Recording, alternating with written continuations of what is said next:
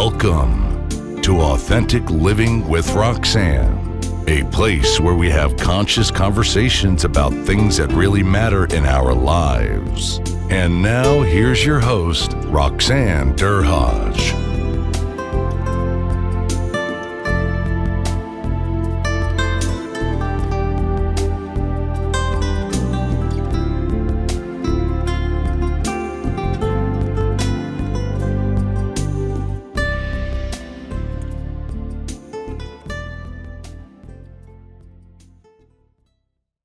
Hi, everyone. It's Roxanne. Thanks for tuning in this week. This week, I have a colleague that I met, it's almost a year ago now, when we were in New York City. We were both privileged to be working with the motivational speaker, Les Brown, and we met at a dinner the night before we were to be on stage. So hi, Alka. How are you today? Hi, Roxanne. Pleasure to be on your show. Okay. Yeah. I know we tried it last time, and there was a bit of technical issues. Yes. Yes, a lot of loudness, so we had to postpone. But luckily, we were able to do this. So I'm gonna read a little bit about Alka and tell you why I wanted Alka on the show today. So Alka, so she's she works at her personal journeys in fitness, and she wants to share her love of health and wellness to the community. She basically has three passions, which are dance, kickboxing, and helping people be the best versions of themselves through fitness and being totally empowered. In her early years, she was weight challenged, lacked self-confidence and self-esteem issues, hated her body then, and was wanting to change how she felt in her body. One aspect of her training led to another form of training, and that was to prepare for the world of Latin and ballroom dancing, which I just found out now, not having known this part to Alka, which I'm fascinated by. I love to dance, but I always look at the Latin dancers and I can't keep up. My world was on a high when she started to dance. She was unstoppable. Nobody could stop her. Getting recognition from judges was incredibly feeling like she was Madame Butterfly. I had wings and had freedom to fly. As fitness is a form of dance, this gave birth to her studio, which is in Toronto. And I got a dream. And so today my dream is alive, where she empowers women to take the lead and take control of their lives. Pretty impressive. Thank you. So Alka, kind of, you said you struggled, and it's interesting with self-esteem or self-concept, and that got you onto the kind of a path. Where did you grow up? You grew up, you're pretty international. Yeah, I grew up in England. So most of my life has been there. I've been there, most of my adult life. So it was in England. So when I say I struggled, very early on, like back in high school, I was bullied. And it was through bullying that, and, being a weight challenge on top of that. I absolutely hated how my body was and how I was looking and how I was feeling. And I was bullied every single day at school. So I was desperately wanting to change how I was looking and, body-wise. And I thought, okay, I need to get help. And that's exactly what that's exactly what I did. So I trained hard, and eventually I was, feeling good through that. And then through one aspect of training, then I said, okay, I'm looking good. I feel great. I was getting toned and everything. And I said, okay, you know what? Dancing was always something that I wanted to do as a child, but I didn't get that opportunity. And then later on, that's where dancing came about. And now I just love doing that. Yeah. So, for a lot of us, and I just told you that I was able to get out of the gym today, and how I juggle, and it's the first thing that goes. Yeah.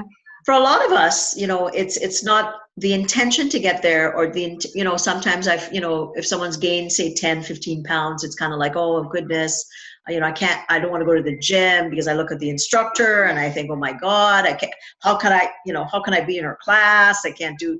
When you made those steps to start going, how did you talk to yourself, or how did you make yourself take those daily steps to get there? I'm going to assume you probably went several times a week. Yes, absolutely. So, with anything that you desperately want to do, whether it's exercise, whether it's fitness, whether it's anything speaking, you have to take those steps, and no one's going to do it for you, but you have to be the one to do it. So knowing back in my early years, I was weight challenged. I said, okay, well, I have to do that. I have to make the step. I was getting bullied. I had no friends. How did I want to change my life around? And so I had to be the one to do that. My parents didn't do it. So that's exactly what I did. I plucked the courage and I just walked into that gym. It was terrifying. It really was terrifying. And I said, oh my God, are people going to laugh at me, etc.? And, we may feel like that. So that's exactly what happened. I just plucked the courage and I just walked in, and I began talking to someone, and that's how I got enrolled in that. So you have to take those steps. Like they say, the baby steps, not to go in and expect that you're going to, maybe do a full class. Or, I know when I'm thinking, okay, if I can breathe in a normal rhythm here and get through this class, I'm successful. You're fine, yeah. Sometimes it's just kind of making those small incremental steps, like you said, with goals. Because all of us, with goals, if you think of some of the goals that you have in your life, and I think of some of my goals, some of them are so big that if you think about it, you get paralyzed because you think, how am I going to get there? Right? When you start to break it down a bit at a time, whether it's I'm going to go to the gym and I'm going to stay there for 20 minutes, right? Yeah, exactly. And then eventually kind of build off there. And that's kind of what it sounds like that you did. Now, mentally, how did things start to shift for you when you started to go?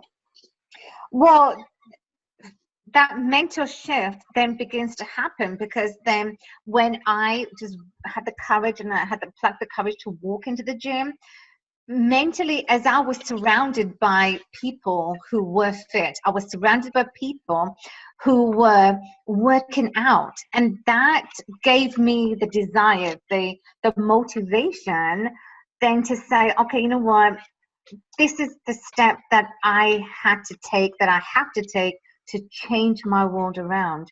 And then mentally, when you're surrounding and you're being in that environment, automatically, you're mentally, it does shift. Mm-hmm. And so that's why it's very powerful that doesn't matter what it is that we set out to do, is that when you're in that environment and you're placed there, you have no choice. You look forward, you don't look back. Mm-hmm. So, so mentally, that's exactly what happened. I was just in that environment. I was seeing people day in and day out, and they were just working out. And I said, okay, well, I want to do that. I want to do that. I have to do that. Mm-hmm, mm-hmm. So I guess the key is not that I want to do that, but I have to do it because I wanted to change desperately my body, how I was looking, because I hated it. And so I made that mental shift and that physical shift to make the change. So now you're doing some fascinating things. Like I said, we met in New York last December, where you coach with Les Brown and I was speaking. You weren't able to. Was it a year ago? It was a year ago. Wow. well, a month less a year, because it was the beginning of December, and now we're 2 weeks off the beginning of December. So 3 weeks ago last year is when we met. Amazing. I know. And I know Alka had some commitments, so she was flying back to Toronto, and then we realized that we both lived. I live close to Toronto, and we said we would get connected. But she works with one of the best speaker coaches in the world, Les Brown, and I was speaking on his stage, and she wasn't on the stage because she had some commitments back in Toronto. Now, tell me, because I'm listening to you, and you're saying, here, Roxanne, I started where I wasn't feeling so good about me, right? For lots of different reasons, I'm going to assume. Like you said, it started with bullying, and that kind of, I'll say that seeps into all that we become if we don't do something different. Mm-hmm. Then you start to move. How long before you start to dance is my question, because I mean, to get to the point where you're dancing professionally in competitions, I've seen those people, that takes a lot of work. It does. I know, lie. I don't lie. It's a lot of work, and with my coach. So yeah, so pretty much what happened. So it was that transitional period that that I was going through. So when I began, as I was working out and my body was changing, my body was looking good, and I was feeling great. I had the energy and everything. So dancing was a passion that I just wanted to. That I didn't get the opportunity when I was a child. But then later on, I said, okay, you know what? I just stumbled upon a dance studio, and I just walked in, and I said, oh my God, this is my dream. This is my dream that I've been yearning as a child, but I didn't get to do that. So I just walked in, and I was talking to an instructor, and one thing just led to another. I did my first competition in 2004. And ever since then, I've been competing, and I was on a high. It was that adrenaline, when you go on the dance floor, and you feel just amazing because you're surrounded by people. Again, it's that surrounding, it's your environment, and that's exactly what happened. And so now I haven't stopped. So how long would it take when you're preparing Yeah. for a competition? How long do you work at routines before you actually get on stage in a competition? Right. So I'm working out. My last competition was in 2015. So preparing for that and other consecutive competitions that I've done, it takes literally. I was training literally 3 times a week. Wow. 3 times a week, and you're practicing. So mind you, back then I was doing 10 dancing. I was doing Latin and ballroom. Oh, okay. Yes, I was doing 10 dances, which is a lot. So yes, I was training 3 times a week. You have to put in that commitment when you know that you want to do the competitions and you want to do the best competitions. And I was doing everything. I was doing Montreal.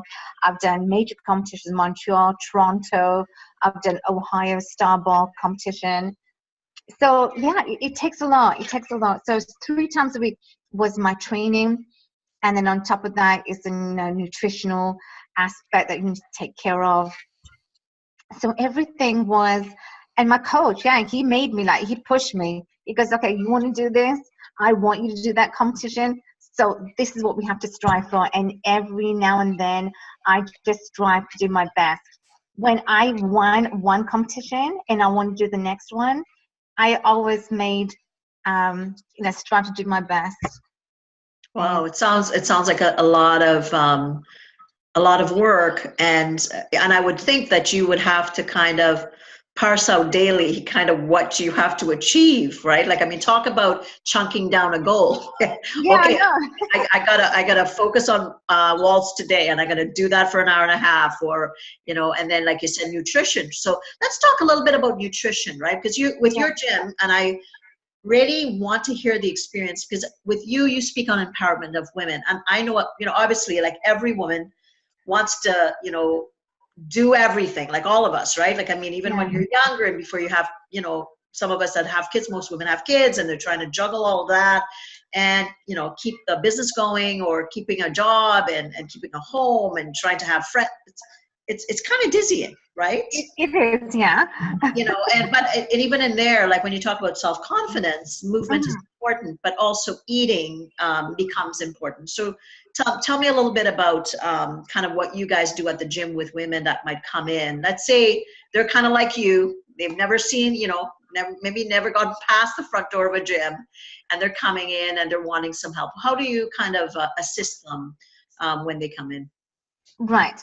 Well, what happens, like, for example, I've got a client, and she's been with me now for about a month. So initially, the first time she walked in, as some people, when they walk in, like, they say, okay, I've never worked out. I lack energy. I'm very tired. I don't want to do anything. I don't want to do much.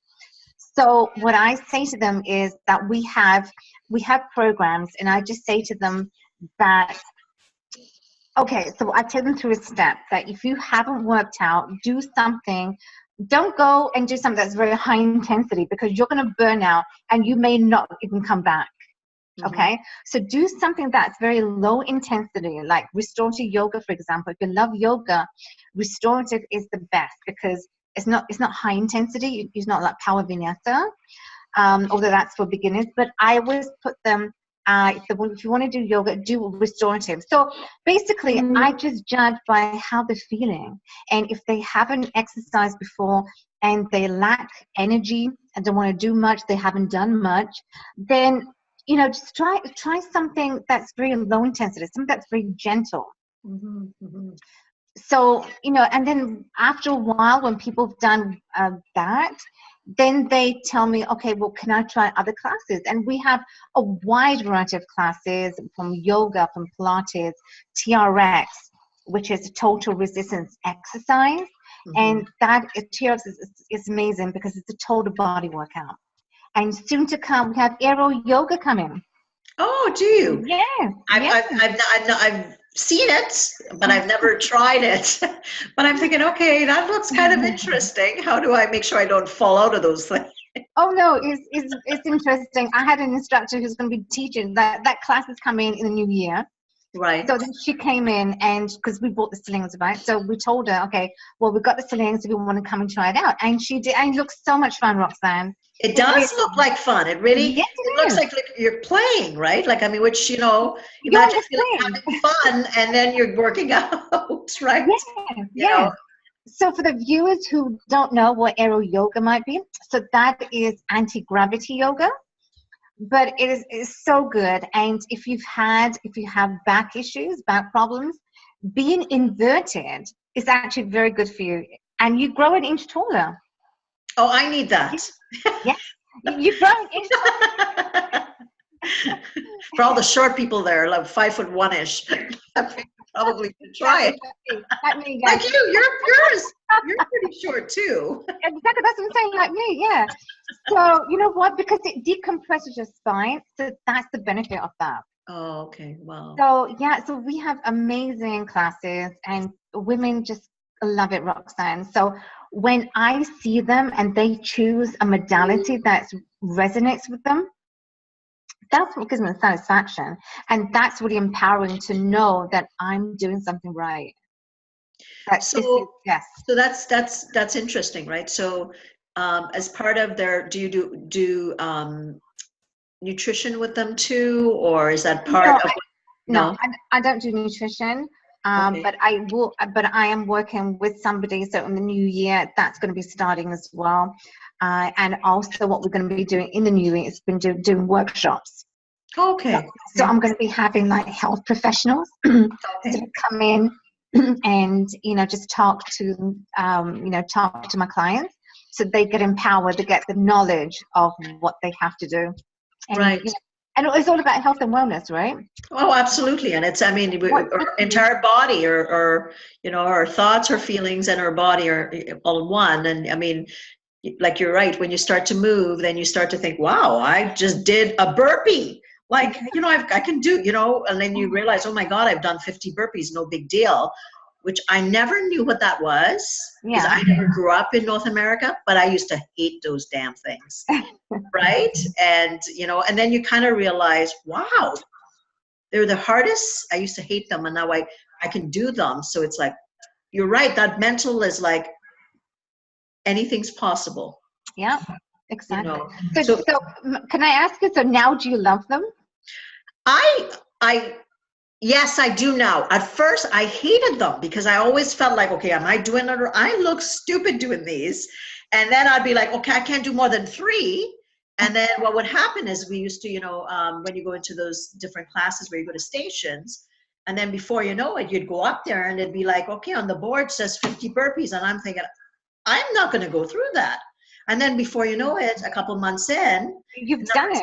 It's like no big deal. It's on the chalkboard. You go up there, and that's one of the stations, and then you're doing it. So you're so right when you say, you take the step, and then all of a sudden your body, starts to say, well, you can do it. And then you think, wow, this is possible. Like, or even the TRX, which can be quite difficult, but once you start to do it, how you could kind of, again, you feel it in your body, and then and then mentally you feel stronger, and emotionally you think, I can do it.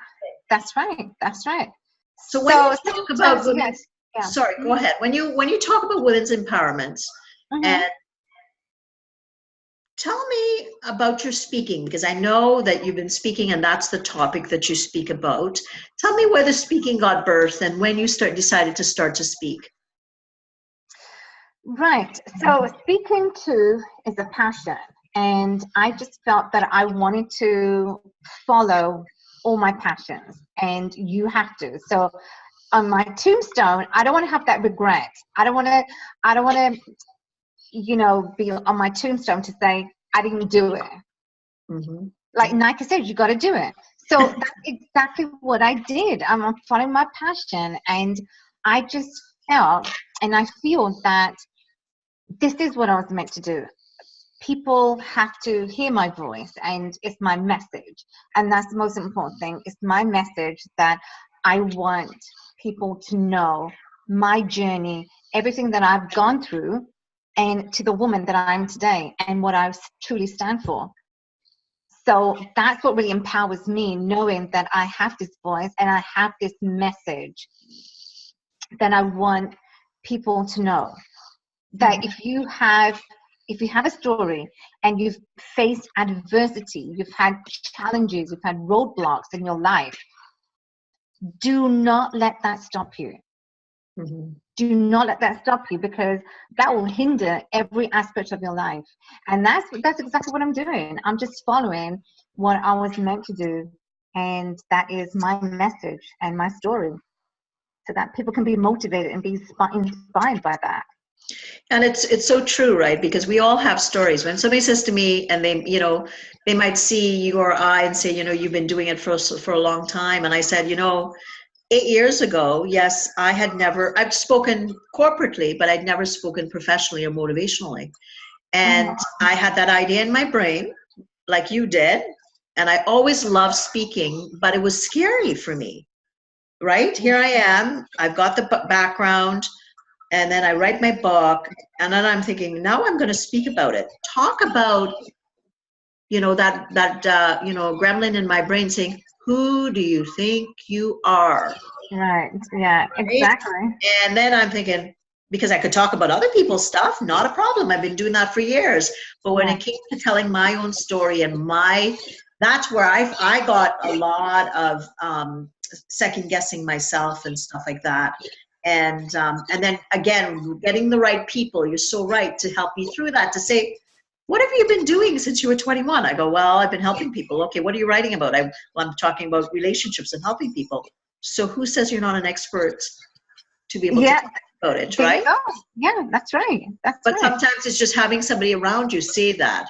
So is that when you decided to start speaking, where did you go? Did you go straight to the Les Brown Academy, or did you do other things before you actually got on stage?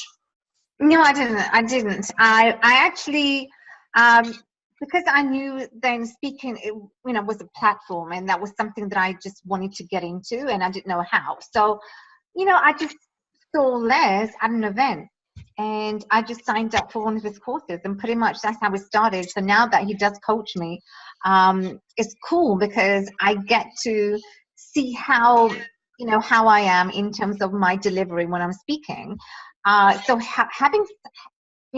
having someone who's there to mentor you, having someone who's there who sees you, that how you can do it and how you can be as a speaker, it's amazing, because we all need that, because sometimes when you're in the picture you can't see the frame. Isn't that the truth? I like that line. But that's true. Yes. If you picture, how do you see the frame? So you can't see anything that's around you. So if someone's looking on the outside and they see how you're doing, that is a tremendous help. And so having a coach, having a mentor is great, because we all need that. And absolutely, because I think of yourself, like steps you're talking about, and a bit about you had been through some adversity that you actually share on stage. Do you actually share about some of the steps of adversity you went through? So someone would probably not think about that if they were just to see you, right? They would think, oh, well, what does this? I mean, this woman she's intelligent, she's beautiful, all those things. She's a business owner, but they don't realize, what path to right, to be able to get there, right? And they assume that's, all of a sudden you're there and you're you're polished and all those things. They don't see all those things that you went through in order to get you there. Right. Yeah, you're right. People may not see that. Looking at me, they may not see that. They think, everything's perfect. But no, once you get to know me, there is a deeper. There's a deeper, message that I do have, and that is that each and every one of us, we all faced with adversity at one point, and for me, it was very traumatic. Something that I wouldn't want to wish upon anyone. But having said that, is all the experiences that I have gone through, that we go through, that only makes us stronger, and it's made me so much stronger that I could accomplish anything because of my story, because of my experiences. And I think it's the experiences that you go through, that you're faced with, truly makes you who you are today. So Absolutely. I'm very grateful to that, because if I didn't have those experiences, I would not be able to share with anyone, and I would not be able to share my message to the world that needs to hear that. You know what I love about your story is the links, right? Because how you, like you said, why were you bullied? Was it, why did kids, was there any particular reason, or there was just, was this in England when you were in primary school in England? Yes, exactly. No, they just bullied me because the way that I looked, and they were just picking on me. Okay. They were just picking on me. And how many people really in listening could probably relate to, at some point of their lives, if it wasn't even as a child, corporately even, or being a female in a certain environment, or even a man in a predominantly female environment. We've all had some sense that, we've been treated badly, right? And, and then you kind of go, oh my God, this is only happening to me. It doesn't happen to anybody else. But really, when we start to talk, we realize how much of a commonality that is. And even with myself in my consulting, when I'll talk to people, I'm always shocked, Alka, how many people will talk about bullying experiences and how it imprinted them about their perception of themselves in the world. And then they'll be coming to me in their 50s or the 60s, and they're still talking about those times when this happened or that happened, or nobody protected me, because they get triggered back to that spot. And if they don't clear it up, they're basically bringing the past with them. That's right. That's so true. Exactly. So sometimes when we have those baggages, and we see something that's going to be happening in the future, you absolutely cannot carry that baggage that you've had in the past, dictate what you're going to be doing in the future with the partner, with anyone, because that's going to hinder you, and that's really not good. How can you move forward when you have something that's at the back, right? You can't. Yes. It gets heavier and heavier if you don't, if you don't deal with it. I always, these are the things that I say to people when I coach them or see them in practice. I say, you have to honor it. It happened. You got to bear it. You got to go to the root of that dandelion, because if you lob off the top, it's going to grow back again, and you're going to let it go. Because if not, and you don't, think about all the things that have maybe happened in your life, or for people listening. In my life, I know I've had a ton of things happen. If you don't, deal with it as it happens, how heavy is that load going to be? Oh, it's so heavy. Exactly. It's so heavy because it and it's kind of draining, right? It's kind of draining. Yeah. So, so with my experience, what I found was that, I just had to forgive. And forgiveness, Roxanne, is huge too.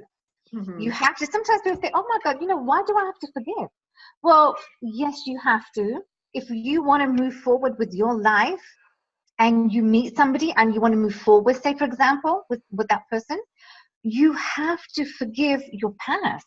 You have to, because forgiveness, we become light. Just like you mentioned, perfect, is that, you feel heavy, right? So when you start to forgive your ex, your partner, whoever, your friend, you will feel so much better and you feel lighter. When that load is lightened, you think, oh my God, why didn't I see that before? Why didn't I do that before? Right. But it's never too late. Yeah. No, no, and it never is. And I think, that's the thing, right? A lot of people that have been through bad things that don't deal with it, they become avoidant. They're afraid then to go back and feel, I think of when I went through my tough time with my separation, or I had a loss in my family 2 years ago. Horrific time, right? Mhm.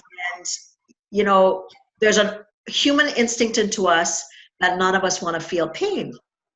Not That's as right. human beings, we're not wired to deal with pain, so we Mhm. avoid it, and then we kind of, make up a story, and then we figure out an excuse, and before you know it, it's kind of going off, like fireworks all over our lives. It needs to be addressed, but we keep avoiding it, and the more that we avoid it, then it gets bigger. Like to your point, and then you have an opportunity to do something grandiose in your life, like have a fantastic relationship, or an opportunity to be able to go into say a dance competition, and then you play small.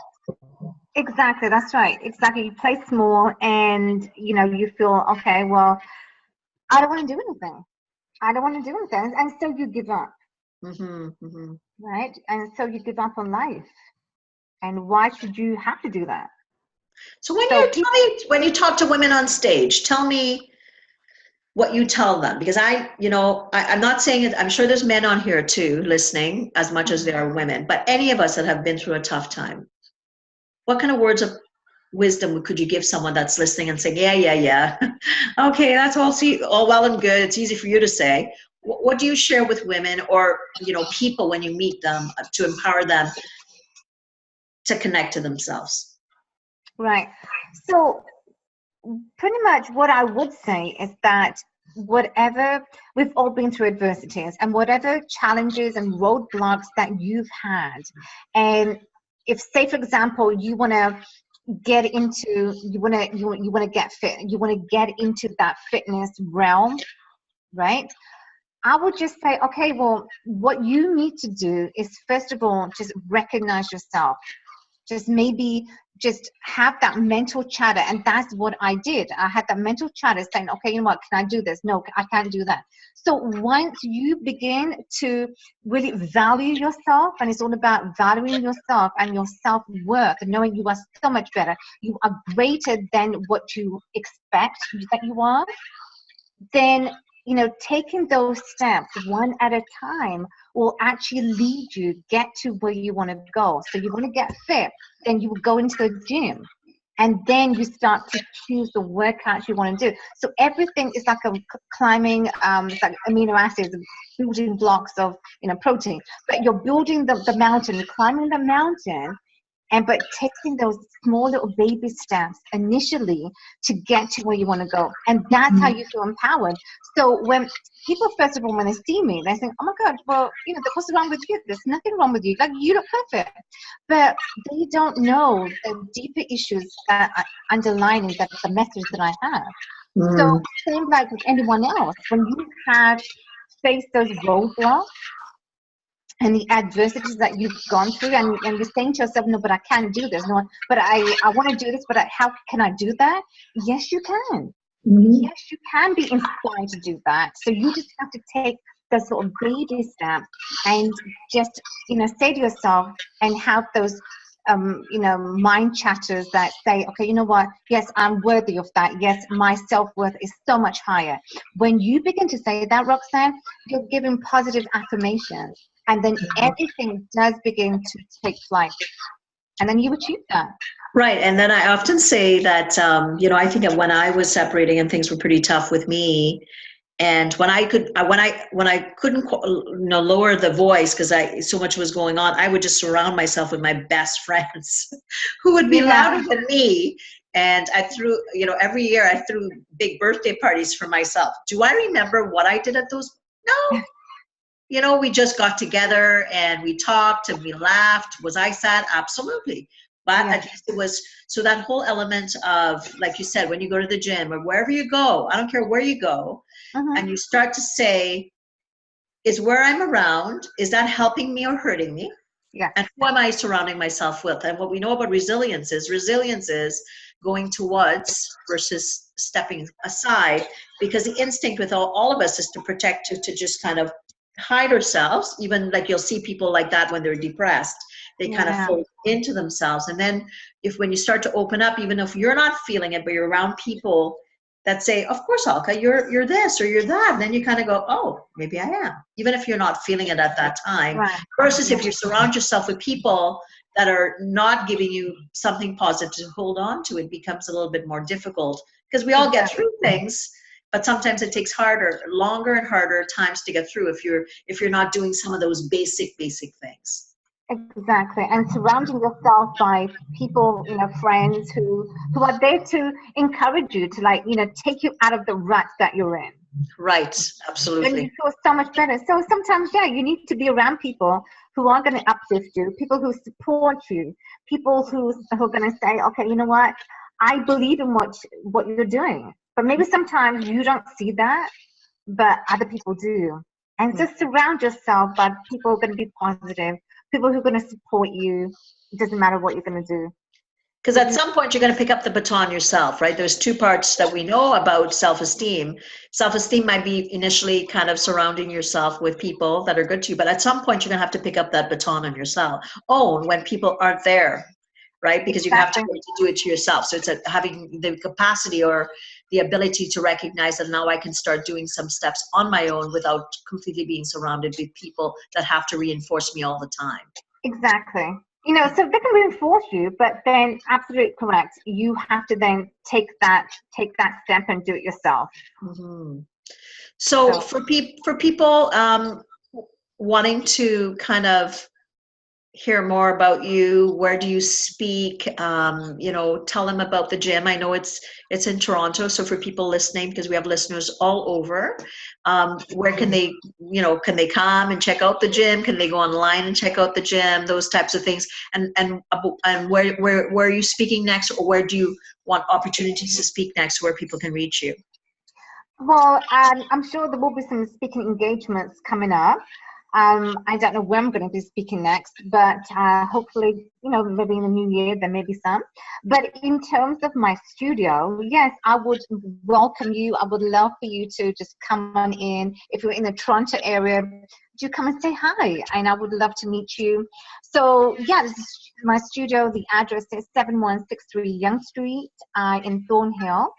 You can go to my website, alkastotalfitness.com, or you can email me or just call me. My phone number is 416-565-4962. And if you are in the Toronto area, I would love to see all of you, and I would love to say hi. So just come on by. Don't be shy. Okay, we'll have to make sure I pack my running shoes next time I come to Toronto and come by. Yes, I'd love for you to get a good workout too. Now that I'm actually, putting myself back there. So this has been. I'm glad we spent the time, and when I listen to you, I think, put on the shoes, get out there and move. Yes. Got to get the movement. Yeah. Just move. And then you go from incremental steps to being able to dance in ballroom competitions, to being able to talk to other people, or mostly women. And I know as women, we second guess ourselves a lot. Unfortunately, I think it's getting better in generation, but even in our time, probably it was less so. So it's nice to be able to see that you're out there helping women see what maybe at times they may not see in themselves, or they may be it's difficult for them to make that step. Absolutely. And, that's what gives me the greatest satisfaction, knowing that if I can help them going, to help them to whatever they're going through, and just be there and support them in that time. So whether it's fitness, whether it's anything, I just want to be that support. Awesome. So awesome. Yes. Well, you keep up the good work. And for everyone listening, please reach out to Alka if you're ever wanting to find out more about some of the things she's done. So again, confidence is something that you don't just get. It's by taking steps daily. And the more connected you get to yourself, talk a lot about authenticity and mental wellness. That starts with something as small as taking a step, or learning to slow down your thoughts, or really kind of sitting in silence and really kind of listening to what your body is telling you. Doesn't take something, doesn't have to be dramatic, like, going on a, like a full day hike. It could be something really, really small. And for anyone wanting more information on me, you can go to roxanderhodge.com/blueprint, where you can sign up for a free course that will help you to learn some more strategies to get more connected to yourself. So take care, everyone. Take care, Alka, and we'll talk to you. Thank you. Right. Have a Take good care. day. Bye. Bye. Thanks for tuning in to Authentic Living with Roxanne, creating the space for positive, healthy change. Roxanne is a keynote speaker, psychotherapist, and coach. To work with Roxanne, visit roxanderhodge.com/blueprint. We'll see you next time on Authentic Living with Roxanne.